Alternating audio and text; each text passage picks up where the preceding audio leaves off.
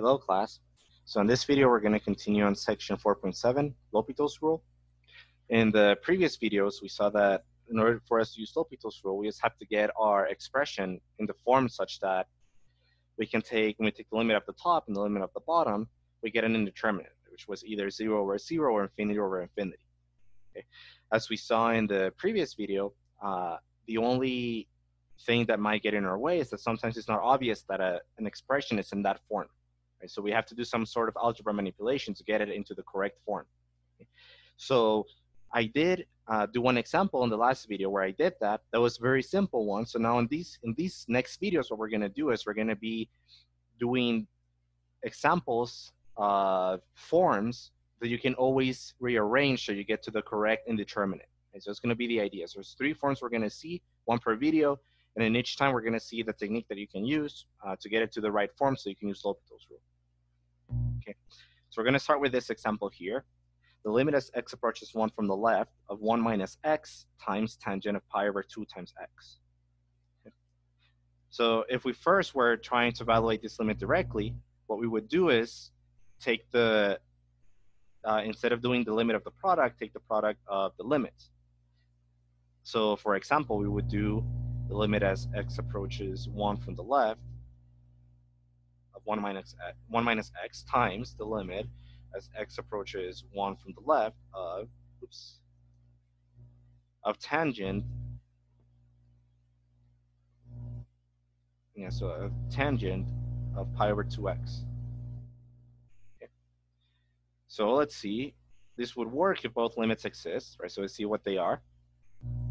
So this one, 1 minus x is a polynomial, right? So you can just go ahead and replace the x with the 1. So get 1 minus 1, that's 0. So that one's easy. Now for tangent of pi over 2x, limit as x approaches 1 from the left, probably the easiest way to see what's going on here is just doing a quick graph. So let me sketch a quick graph of tangent here. So tangent of x has vertical asymptotes at pi over 2 and negative pi over 2. And then the graph looks something like this.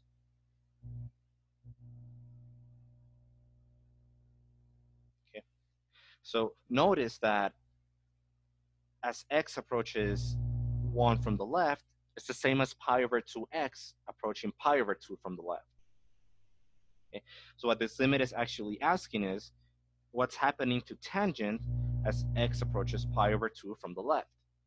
Now you can see here from the graph that clearly what's going on is that our function is going to positive infinity. Right? So this limit here, remember, it doesn't exist, but we call it infinity.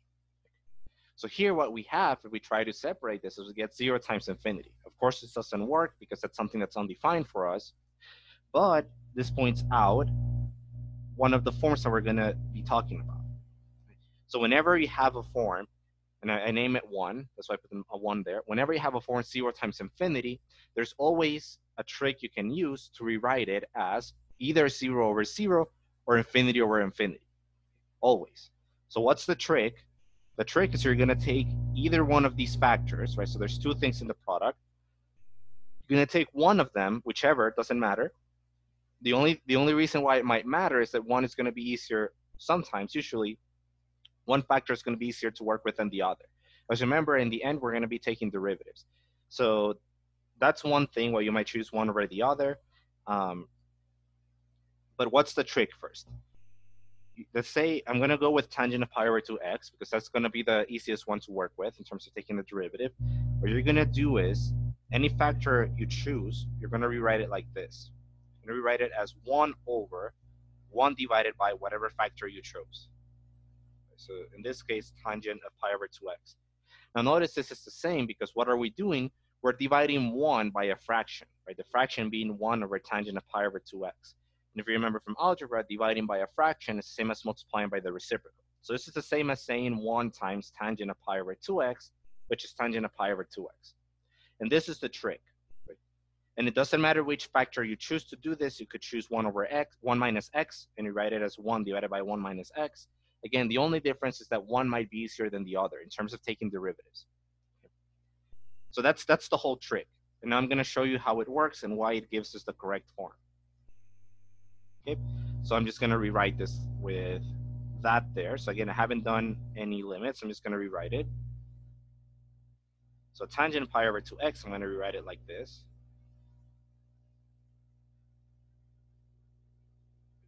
And then, since for L'Hopital's rule, we want a quotient instead of a product, I'm just going to multiply these two expressions together.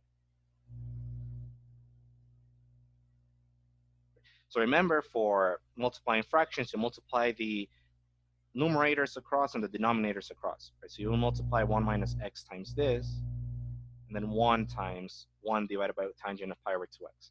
Right? So it's just multiply straight across. So this ends up becoming 1 minus x divided by 1 divided by tangent of pi over 2x. Now here we can verify that this is actually in the right form, right? Because what happens if we now take the limit of the top and the limit of the bottom and see what we get? Well, the limit of the top, we already know we get 0. We did that on the right-hand side of the vertical green line. Now what if we take the limit of the bottom? We know that tangent pi over 2x, the limit as x approaches 1 from the left, that is infinity. So we're taking 1 divided by a number that's getting very large, right? That's approaching infinity. So 1 divided by that large number, that's approaching 0. Right? We talked about this before. Make the denominator larger, fix the numerator, the fraction goes to 0. Right? So the limit of the bottom is also 0. And there we go. We get an indeterminate, 0 over 0. And again, this is going to work independent of which factor you choose. The only difference is that if you choose, for example, 1 minus x to rewrite, you're going to get something of the form infinity over infinity. So it doesn't matter which one you choose. I would recommend first choose the one that looks easiest to work with in terms of derivatives. And then in case you choose one and then you get stuck, you can just go back and choose the other one.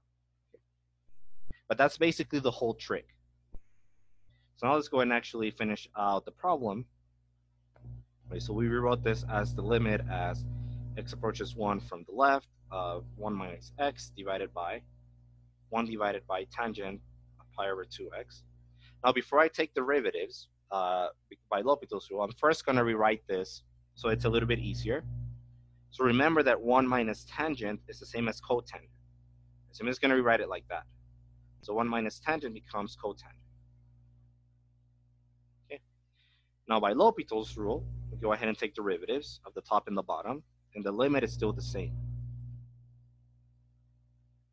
So what's the derivative of the top? Well, 1 minus x, derivative 1 is 0, derivative minus x is negative 1, so we get minus 1 on the top.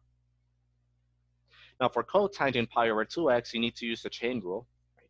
So basically it's going to be the outside function is cotangent, inside function is pi over 2x. So if you go through the chain rule, you do the derivative of the outside, which is negative cosecant squared, leave the inside the same, and multiply by the derivative of the inside, which is pi over 2. I'm going to simplify this.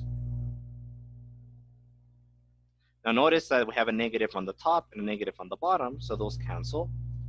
So we end up with 1 divided by cosecant squared pi over 2x times pi over 2. I'll write that in front. Now this we can actually evaluate directly, right? Because, well, the numerator, if we take the limit, that's 1. Now for the bottom, remember that cosecant is the same as 1 over sine. Right? So if we take the limit as x approaches 1 from the left of cosecant squared pi over 2x. This is the same as the limit as x approaches 1 from the left of 1 over sine pi over 2x. Right, this is all continuous. You can just go ahead and plug in x equals 1. So sine of pi over 2 is 1. So it's just being 1 divided by 1, which is 1. Okay. So what does that mean for us? Well, our answer ends up being, so the 1 is just 1.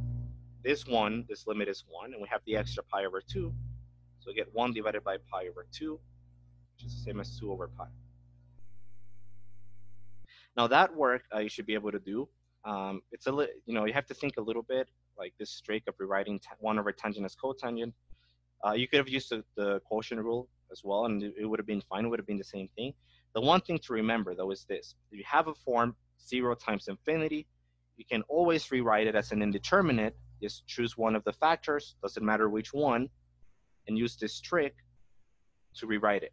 And then you'll always end up in the right form once you multiply the fraction together.